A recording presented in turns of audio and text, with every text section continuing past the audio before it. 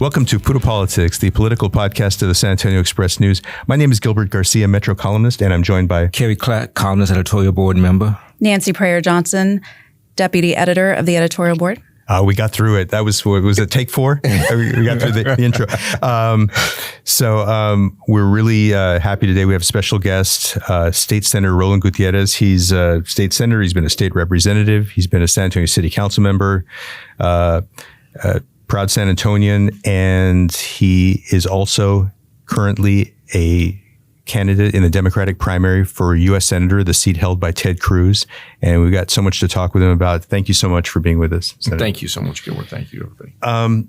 I guess my first question is, we all know that, Uvalde is part of your Senate district, and we know what an impact the May 24th, 2022 school shooting at Robb Elementary had on you. And we've heard you talk about it a lot over these past 14 months or so.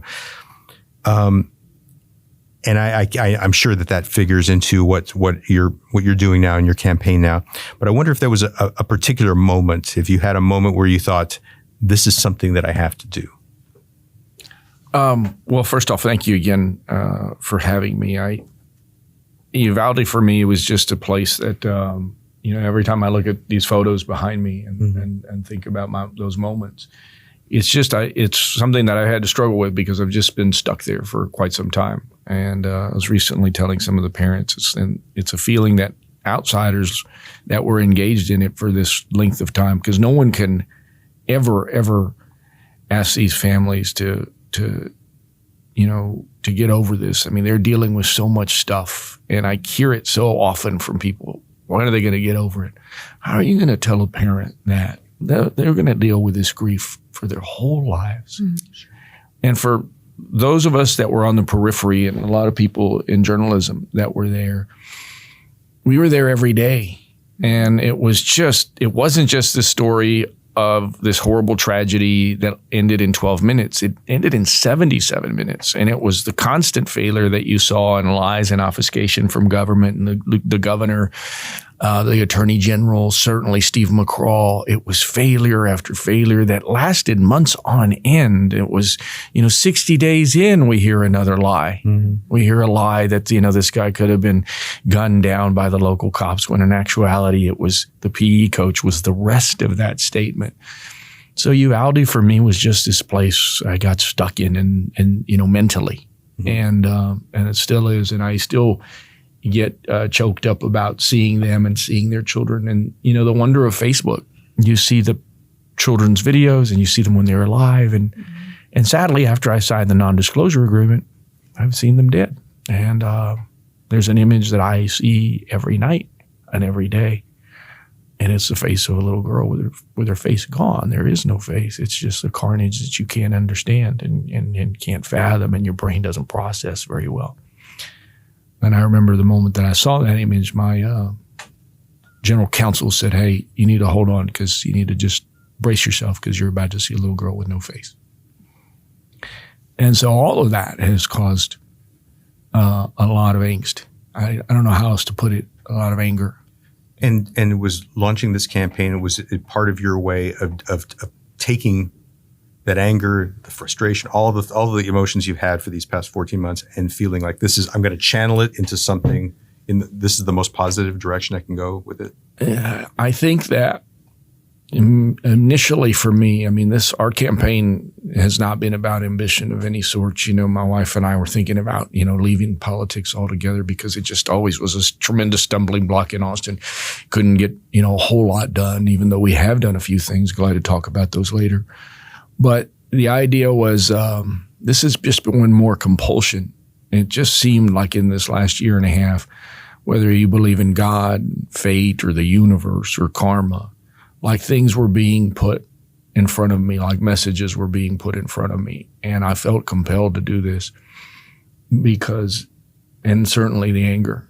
Mm-hmm. I feel like Uvalde is not just a story of tragedy, it's a story of government failure at every level. Mm-hmm. And when you start to expand that and look at the failure of how 800 people died when it got cold for 5 days in Texas, That's extreme governmental failure. You look at the failure of a governor who had been asked for money. You guys, I think, talked about that story in the past about how $5 million was requested from his office to fix the radios. That's failure. Everything that you saw in Uvalde is neglect, and neglect is failure. Well, that gets to something that I've been really interested in, which is, you've talked about, the failure of the legislature to enact gun reforms, and you were really pushing hard for gun reforms during this year's legislative session. You've talked about the instability of the power grid, which we saw with the 2021 freeze, Operation Lone Star, and what Greg Abbott is doing on the border, and some of the really inhumane things which we've talked about on the podcast. The failure to, or stubborn unwillingness on the part of Texas Republicans to enact Medicaid expansion. What I'm curious about is a lot of these things are things that are state issues. How do you take that and sort of pivot into a campaign where you're running for U.S. Senate and you make that case against Ted Cruz? I mean, that's fair. I mean, look, let's talk about immigration first off, because that's his favorite topic, and it's part of their lie, right?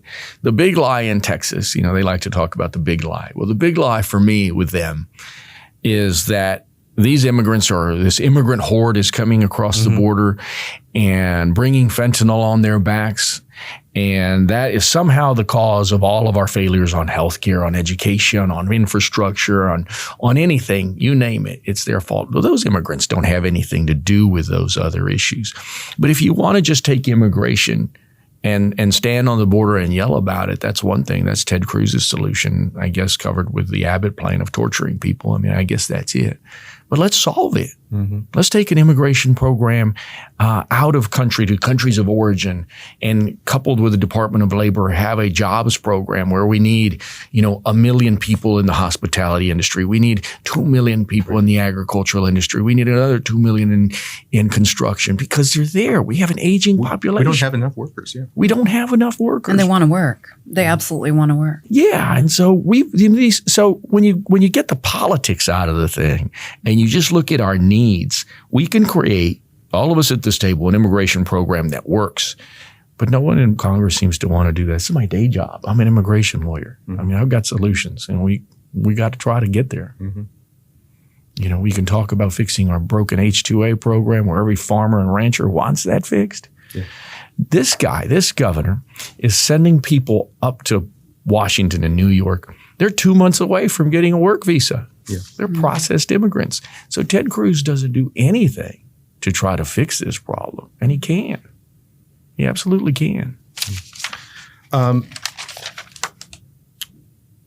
of the things that you talked about too, which I think was interesting, is the Senate filibuster, and you've said that you would work to eliminate the Senate filibuster, which I think has been a big frustration for Democrats, and it's basically blocked Democrats from codifying abortion rights. It's blocked Democrats from doing anything major on election reform and things like that. And I think there's been a lot of frustration over the years that it's really hard to get anything done in the U.S. Senate with the filibuster.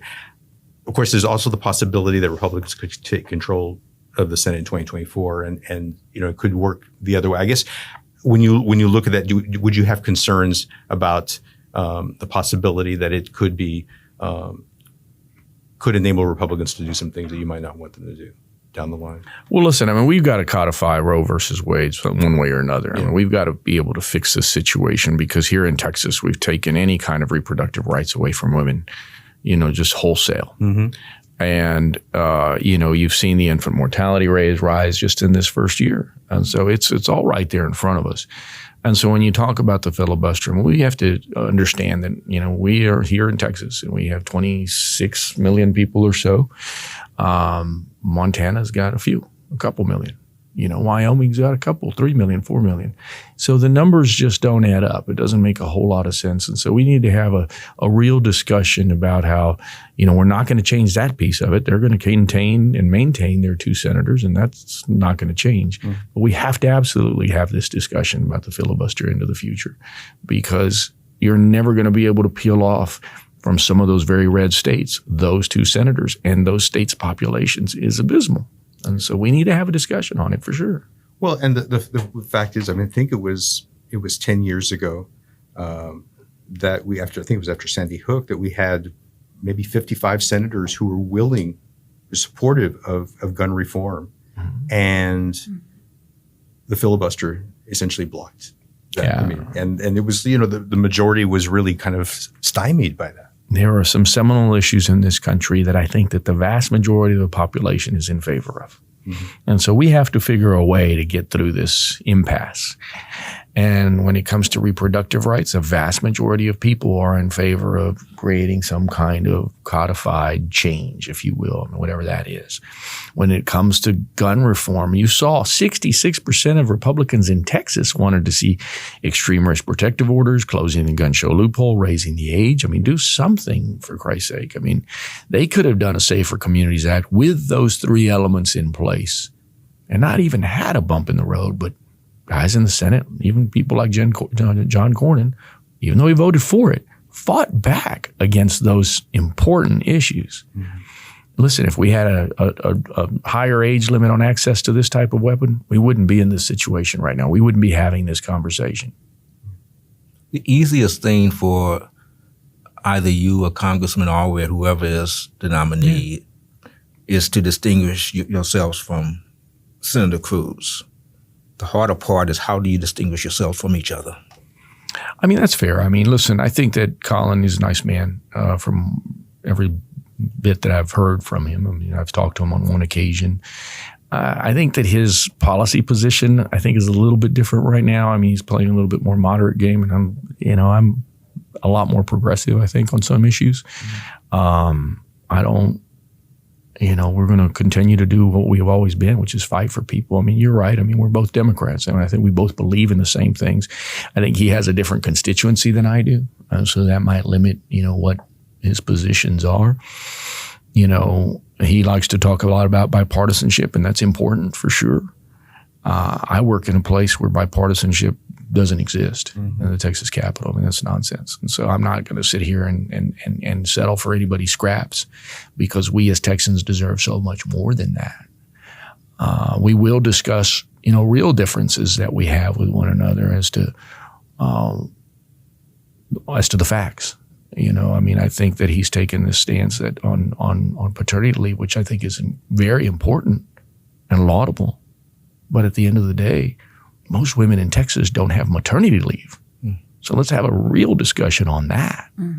And so we're going to talk about the facts. I told Colin one thing. I said, look, we're going to have a respectable debate, you and I. We're going to talk about the differences where there are some. And when this is over, you'll endorse me or I'll endorse you. It's simple as that. We can't have a situation like Royce West and MJ Hagar. We've got to be able to not cut each other up as Democrats, be able to talk about policy difference like that one. And it's important because most women in Texas don't have maternity leave. That's a bill that needs to be filed. That's a bill that needs to be talked about. And it's simple to do. Figure out a credit for small businesses where this doesn't apply to. Some kind of tax credit, something to make that happen. That's something that we need to have a real discussion about in Texas.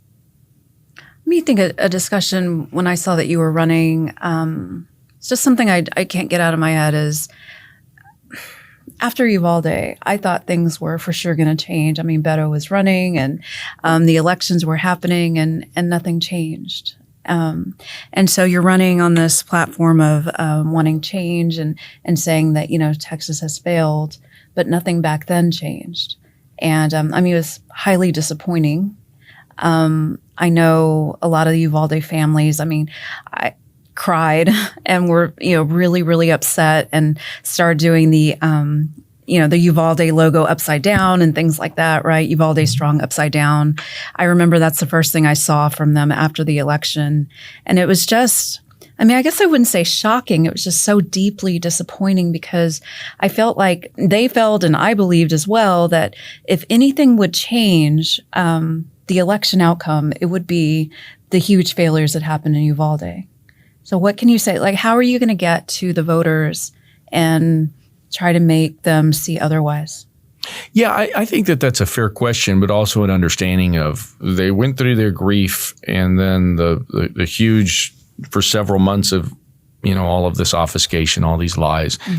And you had Javier Cáceres run for county commissioner as an independent because he couldn't get on the ballot timely as a Democrat. And so, all of those things make a difference, right? I mean, you have to be prepared to have this message. And I don't think that early on is fair to say we're going to change Uvalde. And now you see Kim Rubio running. You see possibly the party chair, Carlos Lopez, running for Tracy King's seat.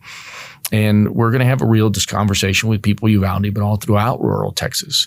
Uvalde itself, generally speaking, is a story of neglect. And neglect is a story, I said earlier that it's a story of racism. It really is about people that call the shots in Austin, right? And decide who are the winners and losers, where the money goes. And it's really those people in that appropriations committee, mostly Republican on both sides. They get to decide who gets what. And for years on end, rural Texas has been screwed over. And we're going to have a real conversation with folks in rural Texas, and we're going to focus on where the votes come from, no doubt. But we will have a conversation in certain counties in rural Texas about exactly how they've been screwed over from government, how you deserve much more. This race isn't so much about partisanship as it is populism. When you look at populism and where it started about people talking about their individual pain. And what, in Tennessee in the 1860s, when people started talking to each other, well, your kid doesn't have shoes either. We have to talk about our pain more. And so Uvalde was we just pain front and center. But I think all of us hurt, and it hurts when you can't make the bills on time. All of us do okay at this table. Most people don't. Most people don't. And yet many of them have been bamboozled by Republicans on this notion that everything's great in Texas. Well, that's just nonsense. It's interesting that you're kind of, reclaiming the idea of populism, which some people attached it to Donald Trump and some of his followers in recent years. But as you say, it's really rooted in the concerns of like everyday Americans, working class people, and addressing, looking at things through that prism. I mean, do you embrace that idea, or that's for yourself? A million years ago, I sat down with one of your former editors, and he says, "You're just nothing but a populist." I said, "There's nothing wrong with that." Yeah. And at the end of the day, people do need to take a look at Donald Trump, and even the Trumpers need to take a look at Donald Trump, because the guy that's telling them it's about populism and it's about your pain and such, they need to look at the fact that he's a billionaire. Yeah. And his policies during his administration benefited himself and people in his industry. One of the largest tax cuts in our country. Who did it benefit most? Real estate moguls. And so people need to have a real honest conversation with themselves about Donald Trump. One of the things that was really interesting to me, I didn't know this till recently. I was reading about your father, who was an immigrant from Mexico, and how I think you described him as someone who was a John Kennedy Democrat who then became a Reagan supporter later. And, when I think of the Reagan Republican Party versus now, obviously a lot's changed. There was some focus on social issues back then, but a lot of it was really about, limited government and low taxation and,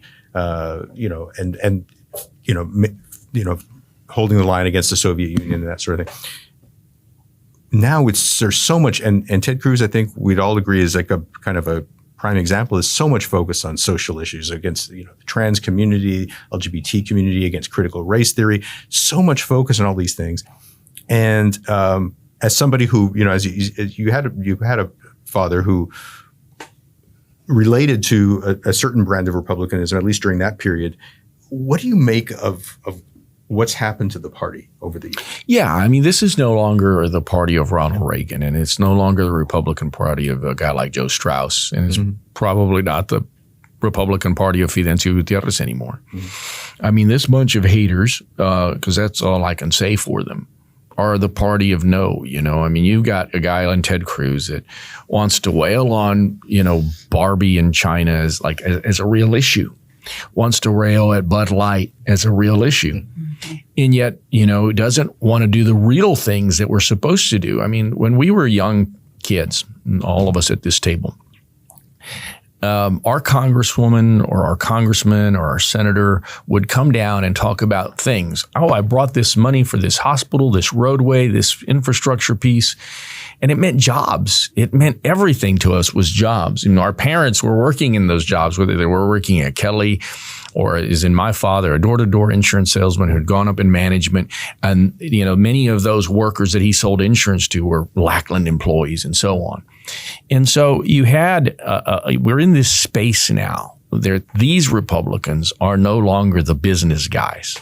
They're absolutely, I have no other word to say other than crazy, because we're stuck in this space right now with people that are literally talking about Barbie and Bud Light, and they're not talking about serious issues that are affecting people back home, which is just basically paying the bills, getting your kids through college. There's no more opportunity anymore.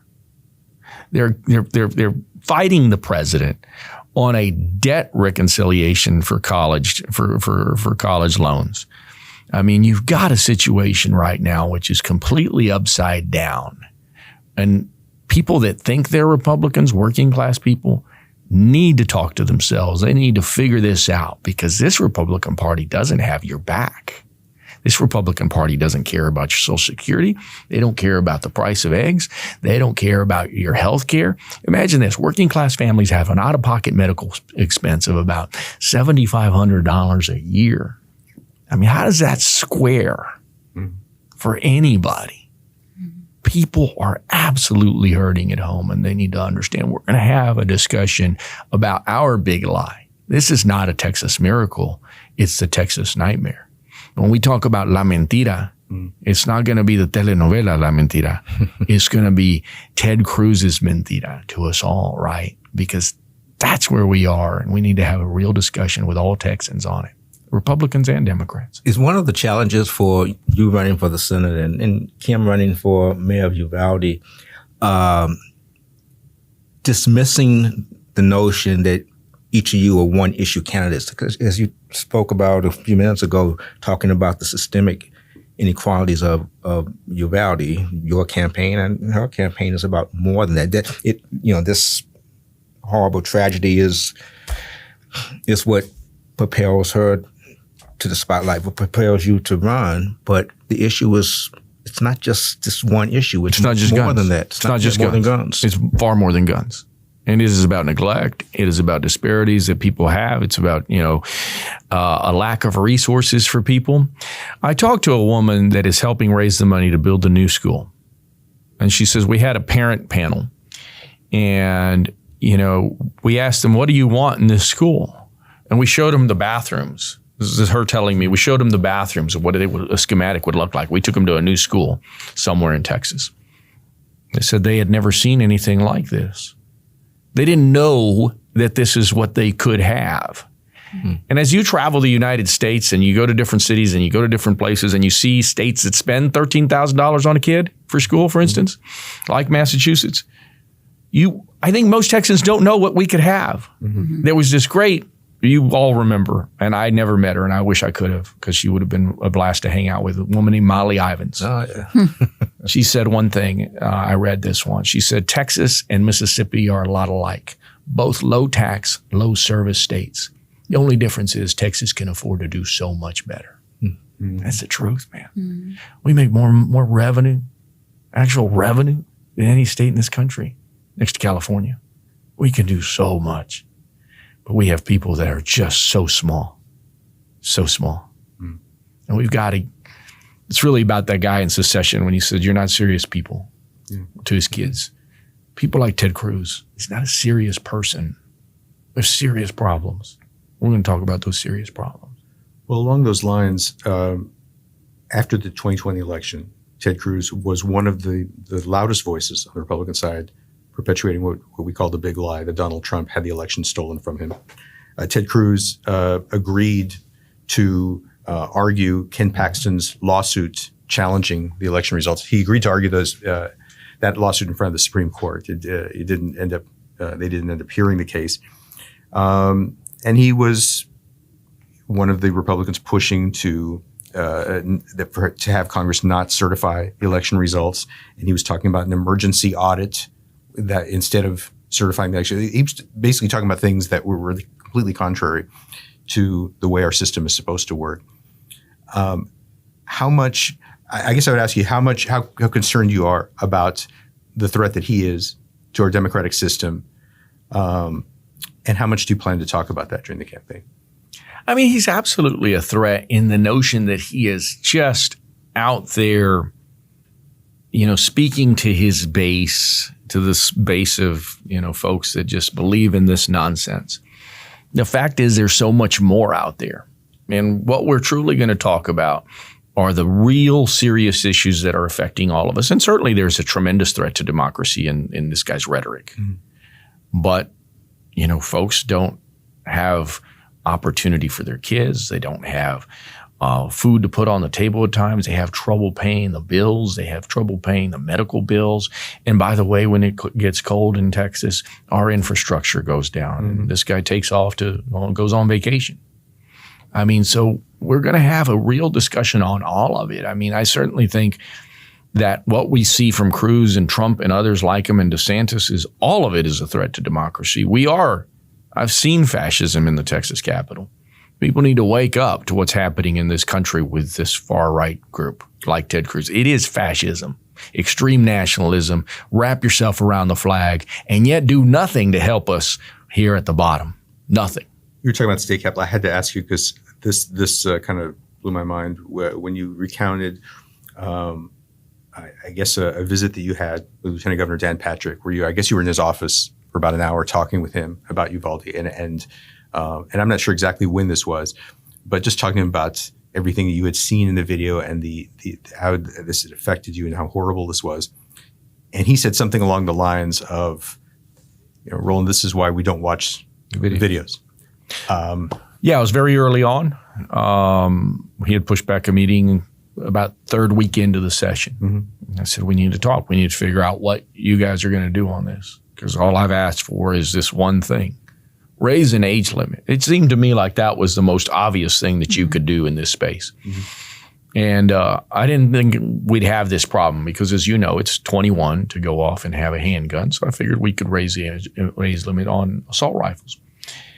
And in the end, like you've seen me do many, many times, I broke down, and it was a story about that little girl, the little girl with no face. And and in the end, after I got done, and I was obviously choked up about it, he said, Roland, there's a reason we don't look at the videos. And I couldn't in my mind, I walked out of that. That was the last thing he said to me. I walked out of that room thinking to myself, my God, I mean, I can't say what I really thought on TV here, but I walked out of that room thinking, my God, here you have one of the top 3 people, most powerful people in this state, hasn't seen any of this stuff. Prior to that, he argued to me about this failure. Oh, they didn't fail. That's not true. Mm-hmm. Pushing back on DPS. DPS absolutely failed. Steve McCraw is an absolute tool for Greg Abbott. And they failed those kids just like they're failing us on the border every day because they don't know how to do that job. They're not immigration officers. There's no immigration policy in it. But here this top 3 guy telling me we don't look at the evidence. We don't look at the failure. It's astounding to me that you have these guys that are leading this state and they refuse to look at the things that are glaring and staring right at you in the face. And you have to do it because we have to fix it. I had to look through hundreds of hours of videotape to see cops talking to themselves and philosophizing with themselves as to how this happens in America all the time. That was said on one of those videos. To see cops just walking around as if it was nothing, not paying attention to their job, not really focused. Nobody wanting to make a decision. All of it. To see at the 76-minute mark, a guy named Joel Betancourt say, wait a minute, let's not go in yet. A captain with DPS telling the crew that's about to go in not to go in. Thank God they didn't hear him. Thank God the radios didn't work. Can you imagine? I mean, there we are. And so all of that, yeah, I mean, it's just astounding to me, Gilbert. I mean, it's astounding. Well, it almost feels like, and I think this is one of the problems to our political system. He basically thought, I don't want to see anything. I've got my worldview here. I've got my set of ideas about how things work, and I don't want to see anything that might shake up, those ideas. And on another issue, I mean, I think we can all see evidence that climate change is real. It's getting pretty unmistakable, even for people who've been deniers on that. But I think we see a lot of people who are immovable on this issue. And I wanted to ask you about that too, because there's been a story going around that Ted Cruz is circulating a memo to try to strip climate action funding from the budget. And, I just wanted to kind of get your reaction on that. Yeah, I mean, let me go back to their worldview, right? I mean, their worldview is based on fiction, right? It's based on, this notion of being a cowboy. You go into Dan Patrick's outer office and he's got all this Alamo stuff in one of his conference rooms. And, these people don't know the first thing about what being a cowboy is. They don't know how Texans care for one another and how people should care about each other. And so going back to the climate issues, like what Ted Cruz is trying to do and others like him. Absolutely. Global warming is a real deal and we're seeing it. We also need to be honest with ourselves from a couple different perspectives. Number one, I mean, China and India are the biggest actors in that space. And so we absolutely as a nation need to lead. That said, we as a state are faced with a different dilemma, right? And it's the dilemma of jobs versus, how do we fix this thing? How do I tell some kid in Edinburgh, Texas, or some kid in Pecos, Texas, hey, you can't work in the Permian Basin, you can't work in Eagle Ford because we're going to cut these jobs. So you're going to go work at Sonic or McDonald's. And so you're not going to make $90,000 this year. You're going to make $24,000. And so those are some real dilemmas that we need to make. And those are the real problems that we face going forward. And I'm not going to throw out the baby with the bathwater in Texas. Texas is still leading the United States in oil and gas production. But what we can do, we're also leading in solar. And we need to do that better. And so we need to increase alternative fuels, alternative resources of fuel.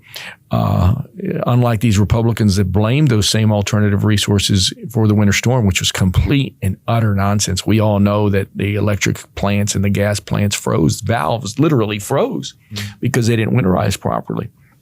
And so we have a lot of work to do in this space. I think that we need to lead. We need to continue to lead so that we have those jobs, but we need to enhance our alternative fuel resources, and we can do that.